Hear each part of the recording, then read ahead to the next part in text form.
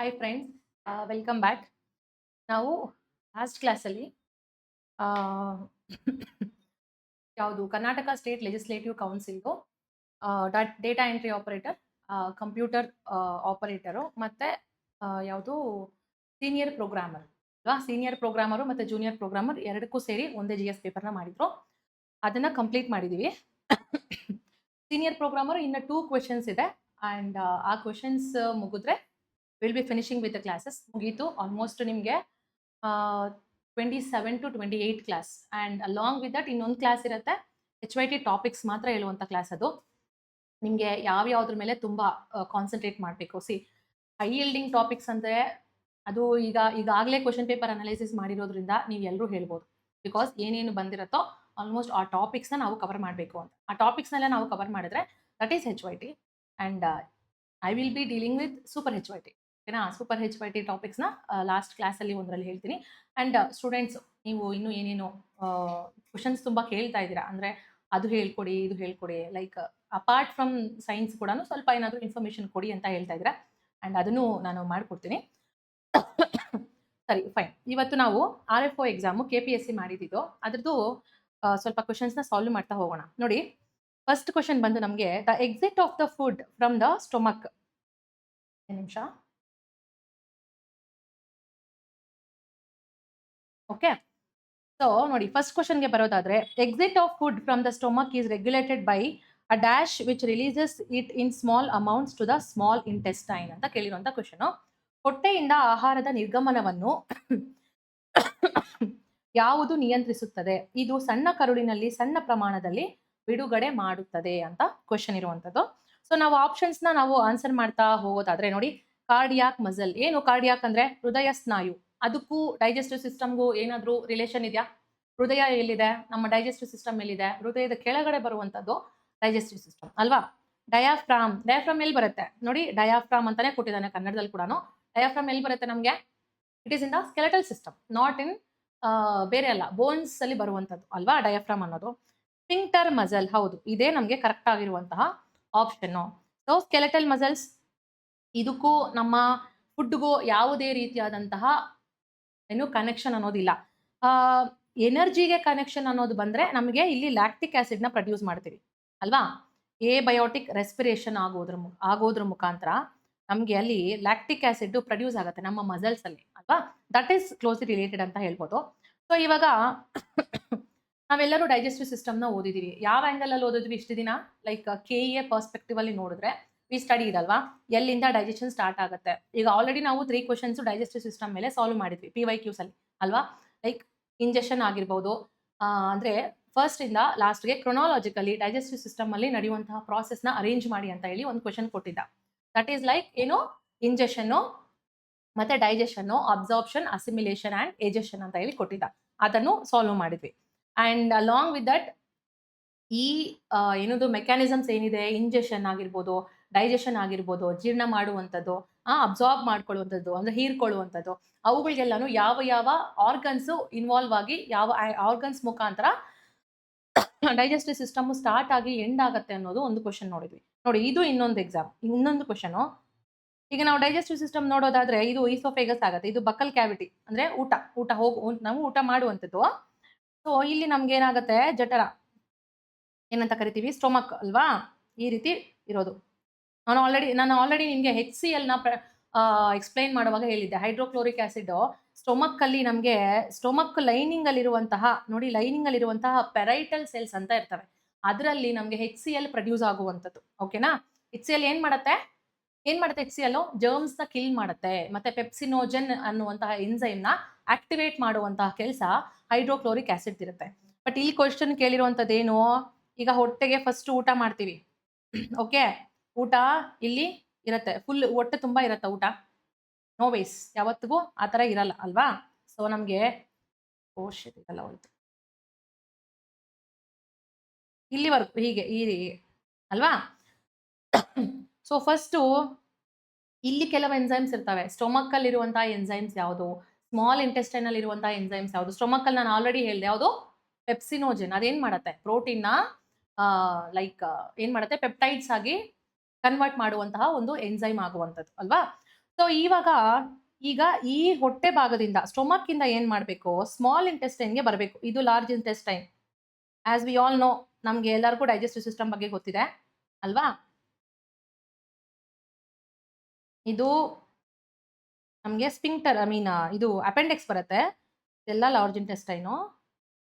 ಕೋಲಾನು, ಇದು ಅಸೆಂಡಿಂಗ್ ಕೋಲಾನು, ಇದು ಡಿಸೆಂಡಿಂಗ್ ಕೋಲಾನು, ಇದು ಮಿಡಲ್ ಕೋಲಾನ್ ಬರುತ್ತೆ. ಇಲ್ಲಿಂದ ನಮ್ಗೆ ಸ್ಮಾಲ್ ಇಂಟೆಸ್ಟೈನ್ಗೆ ಕನೆಕ್ಟ್ ಆಗುವಂಥದ್ದು ಯಾವುದು, ಹೊಟ್ಟೆಯ ಅಂದ್ರೆ ಸ್ಟೊಮಕ್ದು ಮುಂದಿನ ಪಾರ್ಟು ಏನಾಗುತ್ತೆ, ಸ್ಮಾಲ್ ಇಂಟೆಸ್ಟೈನ್ಗೆ ಕನೆಕ್ಟ್ ಆಗುವಂಥದ್ದು. ಇಲ್ಲಿ ನಮ್ಗೆ ಸ್ಮಾಲ್ ಇಂಟೆಸ್ಟೈನ್ ಅಲ್ಲಿ 3 ಪಾರ್ಟ್ಸ್ ಇದಾವೆ. ಯಾವುದು, ಡಿಯೋಡಿನಮ್, ಇಲ್ಲಿ ಬರುವಂತದ್ದು ಜೆಜುನಮ್ಮು, ಇಲ್ಲಿ ಇದು ಒಂದು ಕನೆಕ್ಷನ್ ನಮ್ಗೆ ಲಾರ್ಜ್ ಇಂಟೆಸ್ಟೈನ್ಗೆ ಹೋಗಿರುತ್ತೆ. ಅಂದ್ರೆ ಮಿಕ್ಕಿರುವಂತಹ ಫುಡ್ ನಾವು ಆಹಾರ ತಿಂದು ಜೀರ್ಣ ಆಗಿ ಅಸಿಮಿಲೇಷನ್ ಆಗಿದ್ದಾದ್ಮೇಲೆ ಮಿಕ್ಕಿರುವಂತಹ ವೇಸ್ಟ್ ಪ್ರಾಡಕ್ಟ್ ಏನಾಗಬೇಕು, ಲಾರ್ಜ್ ಇಂಟೆಸ್ಟೈನ್ಗೆ ಟ್ರಾನ್ಸ್ಫರ್ ಮಾಡೋದಕ್ಕೆ ಇಲ್ಲಿ ಒಂದಿರುತ್ತೆ. ಓಕೆನಾ, ಅದನ್ನ last part of the small intestine ನಾವು ಈಲಿಯಂ ಅಂತ ಕರಿತೀವಿ. ಏನು 3 ಪಾರ್ಟ್ ಯಾವುದು, ಡಿಯೋಡಿನಮ್, ಜೆಜುನಮ್, ಇಲಿಯಂ. ಡಿಯೋಡಿನಮ್, ಜೆಜುನಮ್, ಇಲಿಯಂ ಕ್ರೊನಾಲಜಿಕಲಿ ನೋಡ್ಬೇಕು ಅಂದ್ರೆ. ಈಗ ಇವನ್ ಕೇಳಿರೋ ಕ್ವಶನ್, ಈ ಫುಡ್ ಏನಿದೆ ಅಲ್ವಾ, ಇದು ನಮ್ಗೆ ಒಳಗಡೆ ರಿಂಗ್ ನೋಡಿ, ಈ ಮಸಲ್ ನ ನಾವಿಲ್ಲಿ ತಗೊಳ್ಳೋದಾದ್ರೆ ಸ್ಟ್ರೆಚ್ ಮಾಡೋದಕ್ಕೆ ರಿಂಗ್ಸ್ ತರ ಒಂದು ಫಾರ್ಮೇಶನ್ ಇರುತ್ತೆ. ಅದನ್ನ ನಾವು ಸ್ಪಿಂಕ್ಟರ್ ಮಸಲ್ಸ್ ಅಂತ ಕರಿತೀವಿ. ಅದೇನಕ್ಕೆ ಯೂಸ್ ಆಗೋದು ಸ್ಪಿಂಕ್ಟರ್ ಮಸಲ್ಸ್ ಹೇಳಿ. ಸ್ಪಿಂಕ್ಟರ್ ಮಸಲ್ಸ್ ಈಸ್ ಯೂಸ್ಡ್, ಏನ್ ಮಾಡುತ್ತೆ, ಫುಡ್ ನ ಒಂದೇ ಒಂದು ಡೈರೆಕ್ಷನ್ ಅಲ್ಲಿ ಪಾಸ್ ಆಗೋಕ್ಕೆ ಬಿಡಬೇಕು. ಫುಡ್ ಆಗಿರ್ಬೋದು, ಏರ್ ಆಗಿರ್ಬೋದು, ವಾಟರ್ ಮಾಲಿಕ್ಯೂಲ್ಸ್ ಆಗಿರ್ಬೋದು, ವೇಸ್ಟ್ ಪ್ರಾಡಕ್ಟ್ಸ್ ಆಗಿರ್ಬೋದು, ಅವುಗಳನ್ನ ಸ್ಟೊಮಕ್ ಇಂದ ಸ್ಮಾಲ್ ಇಂಟೆಸ್ಟೈನ್ಗೆ ಹೋಗೋದಿಕ್ಕೆ ಬಿಡಬೇಕು. ಮತ್ತೆ ಸ್ಮಾಲ್ ಇಂಟೆಸ್ಟೈನ್ ಇಂದ ಸ್ಟೊಮಕ್ಗೆ ಹೋಗ್ಬಾರ್ದು. ನಾವೀಗ ಊಟ ಮಾಡ್ಬಿಟ್ಟು ಮಲಗ್ಬಿಡ್ತೀವಿ. ಮಲಗಿದ್ರೆ ಏನಾಗುತ್ತೆ, ನಮ್ಮ ಬಾಡಿ ಹಾರಿಸಾಂಟಲ್ ಆಗುತ್ತೆ. ಅವಾಗ ಇಲ್ಲಿರುವಂತ ಊಟ ವಾಪಸ್ ಬರೋ ಚಾನ್ಸಸ್ ಇರ್ತವೆ ಅಲ್ವಾ. ಸೊ ಅದನ್ನ ಕಂಟ್ರೋಲ್ ಮಾಡೋದಕ್ಕೆ ಈ ಸ್ಪಿಂಕ್ಟರ್ ಮಸಲ್ಸ್ ಅನ್ನುವಂಥದ್ದು ತುಂಬಾ ಹೆಲ್ಪ್ಫುಲ್ ಆಗುತ್ತೆ. ಅಕಸ್ಮಾತ್ ಆಗಿ ಏನಾದ್ರೂ ಒಂದು ಸ್ಮಾಲ್ ಪಾರ್ಟಿಕಲ್ಸ್ ಏನಾದ್ರೂ ಸ್ಪಿಂಕ್ಟರ್ ಮಸಲ್ಸ್ ನ ಕ್ರಾಸ್ ಮಾಡಿ ಮತ್ತೆ ಹೊಟ್ಟೆ ಒಳಗಡೆ ಬಂದಿದೆ ಅಂದ್ರೆ ನಮ್ಗೆ ಗ್ಯಾಸ್ಟ್ರಿಕ್ ಒಂಥರ ರಿಫ್ಲೆಕ್ಸ್ ಬರುತ್ತೆ ಗೊತ್ತಾ. ನಾವು ಬರ್ಪ್ ಮಾಡ್ತಿರ್ತೀವಿ, ಒಂಥರ ಕೆಮ್ಮು ಬಂದ್ಬಿಡತ್ತೆ ಅವಾಗ ಕಂಪ್ಲೀಟ್ ಆಗಿ. ಇನ್ನು ನೆತ್ತಿಗತ್ತಿದೆ ಅಂತ ಹೇಳ್ತಾರೆ ಅಲ್ವಾ. That is when sphincter muscle fails to perform, fails to function. So ಇದನ್ನ ನಾವು ಡೈಜೆಸ್ಟಿವ್ ಸಿಸ್ಟಮ್ ಅಲ್ಲಿ ಅರ್ಥ ಮಾಡ್ಕೋಬೇಕು. ಅಂಡ್ ಡೈಜೆಸ್ಟಿವ್ ಸಿಸ್ಟಮ್ ಅಲ್ಲಿ ಇದೊಂದೇ ಅಲ್ಲ, ಪ್ರಾಸೆಸ್ ಯಾವ್ಯಾವ ಆರ್ಗನ್ಸ್ ಇನ್ವಾಲ್ವ್ ಆಗತ್ತೆ ಅಂಡ್ ಯಾವ್ಯಾವ ಆರ್ಗನ್ಸ್ ಏನೇನ್ ಸ್ಮಾಲ್ ಫಂಕ್ಷನ್ಸ್, ಜಾಸ್ತಿ ಬೇಡ, ಸ್ಮಾಲ್ ಫಂಕ್ಷನ್ಸ್ ಏನೇನ್ ಮಾಡ್ತವೆ, ಅದ್ರ ಜೊತೆಗೆ ಯಾವ ಎನ್ಸೈಮ್ಸ್, ಸ್ಟೊಮಕ್ ಅಲ್ಲಿ ಯಾವ ಎನ್ಸೈಮು, ಸ್ಮಾಲ್ ಇಂಟೆಸ್ಟೈನ್ ಅಲ್ಲಿ ಯಾವ ಎನ್ಸೈಮು, ನಮ್ಮ ಮೌತ್ ಅಲ್ಲಿ ಸಲೈವರಿ ಅಮೈಲೇಸ್ ಅಂತ ಇರುತ್ತೆ, ಲಾಲಾರಸನ ಇದು ಮಾಡೋದಕ್ಕೆ. ನಮ್ಮ ಮೌತ್ ಅಲ್ಲಿ ನಾವು ಫುಡ್ ಇಟ್ಕೊಂಡ್ಮೇಲೆ ಚೀವ್ ಮಾಡುವಾಗ ಬರುವಂತಹ ಕೆಲವೊಂದು ಎನ್ಸೈಮ್ಸ್ ಇರ್ತವೆ. ಅವುಗಳನ್ನ ಬ್ರೇಕ್ ಮಾಡೋದಕ್ಕೆ, ಕಾಂಪ್ಲೆಕ್ಸ್ ಫುಡ್ ನ ಸಿಂಪ್ಲರ್ ಆಗಿ ಬ್ರೇಕ್ ಮಾಡೋದಕ್ಕೆ ಇರುವಂತಹ ಎನ್ಸೈಮ್ಸ್, ಓಕೆ, ಅವು ಇರ್ತವೆ. ಅವುಗಳನ್ನೆಲ್ಲ ಸ್ಟಡಿ ಮಾಡಬೇಕು ಡೈಜೆಸ್ಟಿವ್ ಸಿಸ್ಟಮ್ಗೆ ಬಂತು ಅಂದ್ರೆ. ಈಗ ನೆಕ್ಸ್ಟ್ ಕ್ವಶನ್ ನೋಡೋದಾದ್ರೆ ನೋಡಿ, which plant tissue is made up of living cells which are thickened at the corners and provides flexibility to the plant ಅಂತ. ಇದು ಆಲ್ರೆಡಿ ಮಾಡಿದೀನಿ ಅಲ್ವಾ. ನೋಡಿ, ರಿಪೀಟೆಡ್ ಕ್ವಶನ್ ಇದು RFO ಬಂದಿರುವಂಥದ್ದು. ನಾವು ಆಲ್ರೆಡಿ ಇದನ್ನ ಯಾವ ಕ್ವಶನ್ ಪೇಪರ್ ಅಲ್ಲಿ ನೋಡಿದ್ವಿ, ಹೇಳಿ ಇದು GTTC ನೋಡಿದ್ವಿ. GTTC ಪೇಪರ್ ಅಲ್ಲಿ ನೋಡಿದ್ವಿ ತಾನೇ ಇದನ್ನ. ಫೈನ್, ಈಗ ನೋಡೋಣ. ಇದಕ್ಕೆ ಆನ್ಸರ್ ಏನು, ಲಿವಿಂಗ್ ಸೆಲ್ಸ್ ಇಂದ ಮಾಡಲ್ಪಟ್ಟಿರುತ್ತೆ ಅಲ್ವಾ. ನಾನು ಪ್ಯಾರೆನ್ ಕೈಮಾ, ಕೋರೆಲ್ ಕೈಮಾ ಎರಡೂ ಕೂಡ ಲಿವಿಂಗ್ ಸೆಲ್ಸ್ ಇಂದಾನೆ ಮಾಡಲ್ಪಟ್ಟಿರುತ್ತೆ ಅಂತ ನಾನು ಹೇಳಿದ್ದೀನಿ. ಸೀರೆನ್ ಕೈಮಾ ಕೂಡ ಲಿವಿಂಗ್, ಆದ್ರೆ ಮೆಚೂರ್ ಆದಂಗೆ ಸೆಲ್ಸ್ ಡೆಡ್ ಆಗುತ್ತೆ ಅಂತ ಹೇಳಿದ್ದೀನಿ. ಇನ್ನ ಝೈಲೆಮ್ ಬಂದ್ರೆ, ಝೈಲೆಮ್ ಇಸ್ ನಾಟ್ ಅ ಟಿಶ್ಯೂ, ಅದು ವೆಸಲ್ ಅಲ್ವಾ. ಇನ್ನು ವಾಟರ್ನ ಕ್ಯಾರಿ ಮಾಡುವಂತಹ, ಇಡೀ ಪ್ಲಾಂಟ್ ಸಿಸ್ಟಮ್ ಅಲ್ಲಿ ಟ್ರಾನ್ಸ್ಪೋರ್ಟ್ ಮಾಡುವಂತಹ ಒಂದು ವೆಸಲ್ ಆಗಿರುತ್ತೆ, ರೈಟ್. ಸೆಲ್ ಅದು, ಓಕೆ. ನೋಡಿ, ಥಿಕ್ಕನ್ಡ್ ಅಟ್ ದ ಕಾರ್ನರ್ಸ್, ನೋಡಿ ಇವಾಗ ಇದೊಂದು ಸೆಲ್, ಇದೊಂದು ಸೆಲ್. ಈ ಕಾರ್ನರ್ಸ್ ಅಲ್ಲಿ ಏನು ತಿಕ್ಕಾಗಿರ್ತವೆ, ಕಾರ್ನರ್ಸ್ ಅಲ್ಲಿ ಮಾತ್ರ ತಿಕ್ಕಾಗಿ ಮಾಡುವಂಥದ್ದು ಯಾವುದು, ನಮ್ಗೆ ಕೋಲೆನ್ ಕೈಮಾ ಆಗುತ್ತೆ, ಓಕೆನಾ. ಕೋಲೆನ್ ಕೈಮಾದಲ್ಲಿ ಯಾವ ಕೋಲೆನ್ ಕೈಮಾದಲ್ಲಿ ಯಾವ ಇದು ಅಂತ ಹೇಳಿದೆ ನಾನು, ಯಾವ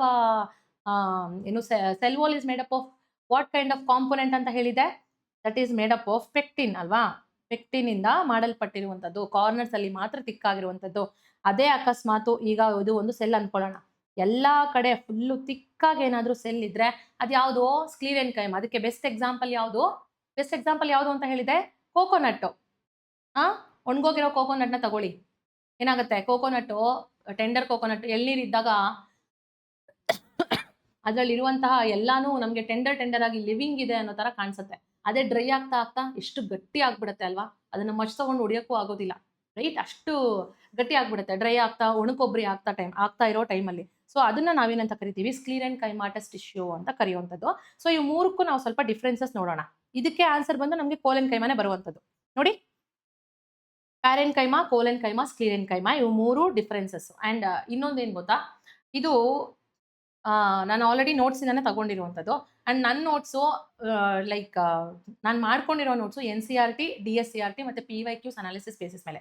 ಯಾರೇ ಆಗಲಿ ನಾನು ಬೇರೆ ಕಡೆಯಿಂದ ನಾನೇನು ದೇವಲೋಕದಿಂದ ನೋಟ್ಸ್ ತಂದಿಲ್ಲ. ಅದಂತೂ ಸತ್ಯ. ಓಕೆ.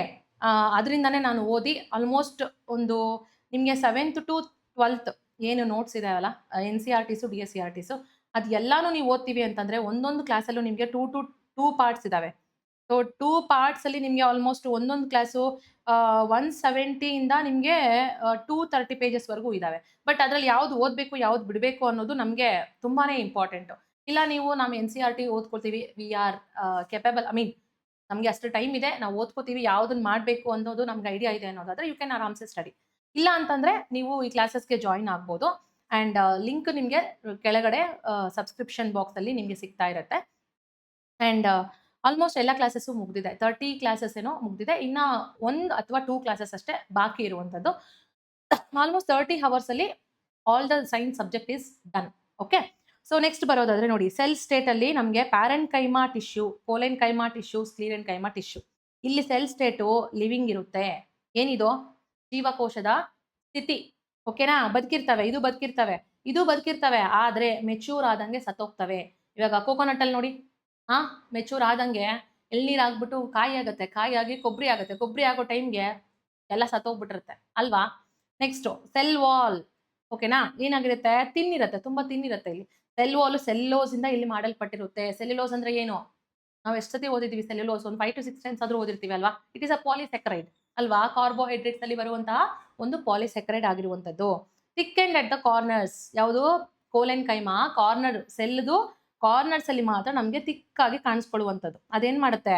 ಫ್ಲೆಕ್ಸಿಬಿಲಿಟಿನ ಪ್ರೊವೈಡ್ ಮಾಡುವಂಥದ್ದು. ಇದು ಪೆಕ್ಟಿನ್ ಇಂದ ಮಾಡಲ್ಪಟ್ಟಿರುವಂಥದ್ದು. ಇದು ಸ್ಕ್ಲೀರೆನ್ ಕೈಮಾ ತಿಕ್ಕಾಗಿರುತ್ತೆ, ಲಿಗ್ನಿನ್ ಇಂದ ಮಾಡಲ್ಪಟ್ಟಿರುವಂಥದ್ದು. ನೋಡಿ, ಸ್ಪೇಸ್ ಬಂದು ಲಾರ್ಜ್ ಇಂಟರ್ಸೆಲ್ಯುಲಾರ್ ಸ್ಪೇಸಸ್ ಅಂತೆ. ಅಂದ್ರೆ ಏನು? ಒಂದು ಸೆಲ್ಗೂ ಇನ್ನೊಂದು ಸೆಲ್ಗೂ ತುಂಬಾ ಮಧ್ಯದಲ್ಲಿ ನೋಡಿ ಸ್ಪೇಸ್ ಜಾಸ್ತಿ ಇರುತ್ತೆ. ಓಕೆನಾ? ಅದು ನಮಗೆ ಪ್ಯಾರೆನ್ ಕೈಮಾಟಸ್ ಟಿಶ್ಯೂ ಅಂತ ಕರಿತೀವಿ. ಅದೇ ಅಕಸ್ಮಾತ್ ಕಡಿಮೆ ಸ್ಪೇಸ್ ಇದ್ರೆ, ಒಂದ್ರ ಮಧ್ಯೆ ನಮಗೆ ಕಡಿಮೆ ಸ್ಪೇಸ್ ಇದ್ರೆ ಅದು ನಮಗೆ ಕೋಲೆನ್ ಕೈಮಾ ಅಂತ ಬರುತ್ತೆ.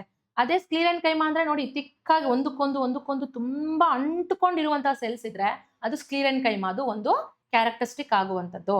Okay fine. ಈಗ ನೆಕ್ಸ್ಟ್ ಫಂಕ್ಷನ್ ಏನಪ್ಪಾ? ಪ್ಯಾರೆನ್ ಕೈಮಾ ಏನ್ ಮಾಡುತ್ತೆ? ಸ್ಟೋರೇಜ್ ಮಾಡುವಂಥದ್ದು, ಫೋಟೋಸಿಂಥಸಿಸ್ ಮಾಡೋದು. ನೋಡಿ, ಇದು ತುಂಬಾ important. Which tissue of a plant is responsible for photosynthesis? Okay, ದ್ಯುತಿ ಸಂಶ್ಲೇಷಣೆಗೆ ಯಾವ ಸಸ್ಯದ ಯಾವ ಟಿಶ್ಯೂ, ಯಾವ ಕೋಶ ಹೆಲ್ಪ್ ಆಗುತ್ತೆ ಅನ್ನೋ ಕೇಳಿದ್ರೆ ಪ್ಯಾರೆನ್ ಕೈಮಾ ಹೇಳ್ತೀವಿ. ಅದು ಸ್ಟೋರೇಜ್ಗೂ ಹೌದು. ಇವಾಗ ಫ್ರೂಟ್ಸ್ ಎಲ್ಲ ಏನದು, ಆಲೂಗಡ್ಡೆ ಆಗಿರ್ಬೋದು, ಆಪಲ್ ಆಗಿರ್ಬೋದು, ಅವೆಲ್ಲ ಏನು ಫುಡ್ ನ ಸ್ಟೋರ್ ಮಾಡ್ತಾ ಇರೋದು ಅಲ್ವಾ? ಸೊ ಅದಕ್ಕೂ ಕೂಡ ಪ್ಯಾರೆನ್ ಕೈಮಾಟಸ್ ಟಿಶ್ಯೂ ಹೆಲ್ಪ್ ಮಾಡುತ್ತೆ. Flexibility and support. ಏನು ಸಪೋರ್ಟ್ ಫ್ಲೆಕ್ಸಿಬಿಲಿಟಿ ಅಂದ್ರೆ, ಈಗ ಗದ್ದೆ ನೀವು ರೈಸ್ ಇದು ಏನಂತ ಕರೀತೀರಾ, ಅಕ್ಕಿ ಗದ್ದೆಗೆ ಹೋದ್ರೆ, ಅಕ್ಕಿ ಗದ್ದೆ ಅಲ್ಲ, ಭತ್ತದ ಗದ್ದೆಗೆ ಹೋದ್ರೆ ಆ ಕಡೆ ಈ ಕಡೆ ಹಾರ್ತಿರತ್ತೆ. ಗಾಳಿ ಬಂದಂಗೆ ಯಾವ ಕಡೆ ಗಾಳಿ ಬರ್ತಿರುತ್ತೋ ಆ ಕಡೆ ಹಾರ್ತಿರುತ್ತೆ. ಅದು ಬೇಡ, ಸನ್ಫ್ಲವರೇ ತಗೊಳ್ಳಿ. ಆ ಕಡೆ ಈ ಕಡೆ ಹಿಂಗೆ ಏನೋ ಬೆಂಡ್ ಆಗ್ತಾ ಇರುತ್ತೆ ಅಲ್ವಾ? ಸೂರ್ಯ ಈ ಕಡೆಗೆ ಬರ್ತಾನೋ ಆ ಕಡೆ ಬೆಂಡ್ ಆಗ್ತಿರುತ್ತೆ. ಬೆಂಡ್ ಆದ್ರೂ ಬೀಳೋದಿಲ್ಲ. ಯಾಕೆ? ಮತ್ತೆ ನಿಂತ್ಕೊಳ್ಳುತ್ತೆ ಅಲ್ವಾ? ದಟ್ ಈಸ್ ಫ್ಲೆಕ್ಸಿಬಿಲಿಟಿ ಮತ್ತೆ ಸಪೋರ್ಟ್ ನ ಪ್ರೊವೈಡ್ ಮಾಡ್ತಾ ಇರುವಂತದ್ದು. ಸ್ಕ್ಲೀರೆನ್ ಕೈಮಾ ಬಂದ್ರೆ ಮೆಕ್ಯಾನಿಕಲ್ ಸ್ಟ್ರೆಂತ್, ಸ್ಟ್ರಾಂಗ್ ಆಗಿರೋದಿಕ್ಕೆ. ತೆಂಗಿನ ಮರ ನೆನ್ಸ್ಕೊಳ್ಳಿ. ಓಕೆ, ಹಂಗೆ ಇದರಲ್ಲಿ ಪ್ಯಾರೆನ್ ಕೈಮಾ ಟಿಶ್ಯೂ ಎಲ್ಲಿರುತ್ತೆ? ಫ್ರೂಟ್ ಫ್ಲೆಶ್ ಅಲ್ಲಿ ಇರುತ್ತೆ, ಮತ್ತೆ ಸಾಫ್ಟ್ ಲೀವ್ಸ್ ಅಲ್ಲಿ ಇರುತ್ತೆ. ಓಕೆ, ಸಾಫ್ಟ್ ಲೀವ್ಸ್ ಎಲ್ಲಿರುತ್ತೆ? ಮೇಲೆ ಗಿಡದ ಮೇಲ್ಭಾಗದಲ್ಲಿರುವಂತಹ ಸಾಫ್ಟ್ ಲೀವ್ಸ್, ಮತ್ತೆ ಹಣ್ಣಿನ ಇದು ಏನದು ಫ್ಲೆಶ್ ಒಳಗಡೆ, ಮಾವಿನಕಾಯಿ ಒಳಗಡೆ, ಆಪಲ್ ಒಳಗಡೆ ಸಿಪ್ಪೆ ಬಿಟ್ಟು ಬೀಜ ಬಿಟ್ಟು ಮಿಡಿಲ್ ಪಾರ್ಟ್ ಅಲ್ಲಿ ಏನಿರುತ್ತೋ ಅಲ್ಲಿರುವಂತಹ ಟಿಶ್ಯೂ ಎಲ್ಲ ಕೂಡ ಪ್ಯಾರೆನ್ ಕೈಮಾ ಟಿಶ್ಯೂ. ನೋಡಿ, ಇದು ಪಿಟಯೋಲ್ಸ್ ಮತ್ತೆ ಯಂಗ್ ಸ್ಟೆಮ್ಸ್ ಅಲ್ಲಿ ಕೋಲೆನ್ ಕೈಮಾ ಇರುತ್ತೆ. ಪಿಟಯೋಲ್ಸ್ ಅಂತಂದ್ರೆ ಏನು? ಇದೇ ಪ್ಲಾಂಟ್ ಅಂದ್ರೆ ಹಿಂಗೆ ಲೀಫ್ ಹಿಂಗ್ ಹೋಗಿರುತ್ತೆ ಅಲ್ವಾ?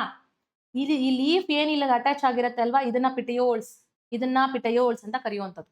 ಓಕೆ, ಅಲ್ಲಿ ನಮ್ಗೆ ಕೋಲೆನ್ ಕೈಮಾ ಇರುತ್ತೆ. ಮತ್ತೆ ಯಂಗ್ ಸ್ಟೆಮ್ಸ್ ಅಲ್ಲಿ ಓಕೆ ಇರುತ್ತೆ. ನೋಡಿ, ಸ್ಕ್ಲೀರೆನ್ ಕೈಮಾ ಬಂದು ಕೋಕೋನಟ್ ಹಸ್ಕ್ ಮತ್ತೆ ನಟ್ ಶೆಲ್. ಕೋಕೋನಟ್ ಹಸ್ಕ್ ಅಂತಂದ್ರೆ ಏನು? ಕೋಕೋನಟ್ ಹಸ್ಕ್ ಅಲ್ಲಿ ಮತ್ತೆ ನಟ್ ಶೆಲ್ ಒಳಗಡೆ ಚಿಪ್ಪು ಚಿಪ್ ಒಳಗಡೆ ಇರುವಂತದ್ದು screen and keema. Coconut husk ಅಂತಂದ್ರೆ ಪಿತ್ತು. ಅದನ್ನೇನು ಯೂಸ್ ಮಾಡ್ತೀವಿ? ಕೋಕೋನಟ್‌ದು ನಾರನ್ನ ಏನ್ ಮಾಡ್ತಾರೆ? ಅದನ್ನ ಪೋಸ್ಟ್ ಹಾರ್ವೆಸ್ಟ್ ಅಲ್ಲಿ ಏನದು ಗೊಬ್ಬರ ತರ ಮಾಡ್ಬಿಟ್ಟು ಅದರಲ್ಲಿ ಏನದು ಲ್ಯಾಬ್ಸ್ ಅಲ್ಲಿ ಮತ್ತೆ ಹ್ಮ್, ಏನದು ಅಗ್ರೋನಮಿ ಕಾನ್ಸೆಪ್ಟ್ಸ್ ಅಲ್ಲಾಗಿರ್ಬೋದು, ಲ್ಯಾಬೋರೇಟರೀಸ್ ಅಲ್ಲಿ ಚಿಕ್ಕ ಚಿಕ್ಕ ಗಿಡಗಳನ್ನ ಬೆಳೆಯೋದಕ್ಕೆ ಅದನ್ನ ಫರ್ಟಿಲೈಸರ್ ಆಗಿ ಯೂಸ್ ಮಾಡ್ತಾರೆ. ಮಣ್ಣು ಯೂಸ್ ಮಾಡದೇ ಇರೋ ಕೇಸಲ್ಲಿ ಅದು ಕಾಯಿರ್ ಪಿತ್ ಅಂತ ಕರಿತೀವಿ. ಅದನ್ನ ಯೂಸ್ ಮಾಡ್ಕೊಂಡು ಗಿಡಗಳನ್ನೆಲ್ಲ ಬೆಳೆಯುವಂತಹ ಆಪರ್ಚುನಿಟೀಸು ಇದಾವೆ. ಓಕೆನಾ? ಸೊ ನಾವು ಈಗ RFO ಎಕ್ಸಾಮ್‌ದು 2 ಕ್ವೆಷನ್ಸ್‌ನ ಸಾಲ್ವ್ ಮಾಡಿದೀವಿ. ಕ್ಲಾಸಲ್ಲಿ ಇನ್ನು ಮಿಕ್ಕಿದ್ದೆಲ್ಲಾನು ನಾನು ಮಾಡ್ಕೊಡ್ತೀನಿ. ಮಾಡಿದೀನಿ ಆಲ್ರೆಡಿ. ಅದು ನಿಮ್ಗೆ ನಾಳೆನೇ ಅಪ್‌ಲೋಡ್ ಆಗುತ್ತೆ. ಫೈನ್. ಈಗ ಯಾರಾದ್ರೂ ನಿಮ್ಗೆ ಇಂಟ್ರೆಸ್ಟ್ ಇದ್ದು ಕ್ಲಾಸಸ್‌ಗೆ ಜಾಯಿನ್ ಆಗ್ಬೇಕು ಅಂತ ಕೇಳಿದ್ರೆ ಯು ಕ್ಯಾನ್ ಜಾಯಿನ್. ಅಂಡ್ ಇನ್ನೊಂದು ಕನ್ನಡದಲ್ಲಿ ನೋಟ್ಸು ನಾವು ಹಾಕಿದೀವಿ. ಅದು ಸ್ವಲ್ಪ ಟ್ರಾನ್ಸ್‌ಲೇಷನ್ ಅನ್ನೋದು ತುಂಬಾನೇ ತಗೊಂಡ್ಬಿಟ್ಟಿದೆ. ಬಟ್ ಇನ್ನು ಹಾಕ್ತೀವಿ. ಇವಾಗ ಆಲ್‌ಮೋಸ್ಟು ಪ್ರೀವಿಯಸ್ ಇಯರ್ ಕ್ವೆಷನ್ಸ್‌ದು ನಾನು ಅನಲೈಸ್ ಮಾಡಿದಿದ್ದು ಕನ್ನಡದಲ್ಲಿ, ಇಂಗ್ಲಿಷಲ್ಲಿ ಅಪ್‌ಲೋಡ್ ಆಗಿದೆ. ಓಕೆನಾ? ನೀವು ಸ್ಟೂಡೆಂಟ್ಸು ಕೇಳ್ತಾ ಇದ್ರಿ. ಅದು ಬ್ಲಾಕ್ ಬ್ಯಾಕ್‌ಗ್ರೌಂಡು ತೆಗೆದ್ಬಿಟ್ಟು ವೈಟ್ ಹಾಕಿ ಮೇಡಮ್ ಅಂತ ಅದು ಅಪ್‌ಲೋಡ್ ಆಗಿದೆ. ಅಂಡ್ ತುಂಬಾ ಜನ ಸ್ಟೂಡೆಂಟ್ಸು ರೆಸ್ಪಾಂಡ್ ಮಾಡಿದೀರಾ. I am very happy for that. And when it comes to the notes, Kannada notes just ಇನ್ನ 2-3 ಡೇಸ್ ಅಲ್ಲಿ ರೆಡಿ ಆಗುತ್ತೆ. ಮೀನ್ಸ್ ಇವಾಗ ನಾವು ಆಲ್ರೆಡಿ ಅಪ್‌ಲೋಡ್ ಮಾಡಿರೋ ನೋಟ್ಸು ತುಂಬಾ ಪೇಜಸ್ ಇದೆ ಅಂತ ನನಗೆ ಕಂಪ್ಲೇಂಟ್ ಬಂದಿತ್ತು. ಸೊ ಅದು ನಾವು ಸರ್ ಅದನ್ನ ಮಾಡಿದ್ದಾರೆ. ಸೊ ನಿಮ್ಗೆ ಆಲ್‌ಮೋಸ್ಟು 150 ಇಂದ ನಿಮ್ಗೆ 180 ಪೇಜಸ್ ಒಳಗಡೆ ನಿಮ್ಗೆ ಕನ್ನಡದಲ್ಲಿ ನೋಟ್ಸು ಜಸ್ಟ್ 2 ಡೇಸ್ ಅಲ್ಲಿ ನಿಮ್ಗೆ ಅಪ್‌ಲೋಡ್ ಆಗುತ್ತೆ. Fine. Okay. Thank you so much. ಯಾರಿಗಾದ್ರೂ ಇಂಟ್ರೆಸ್ಟ್ ಇದ್ರೆ ಜಾಯಿನ್ ಆಗ್ಬೇಕು ಅಂತ you can click on the link below and you can take on admission. Okay. Thank you so much.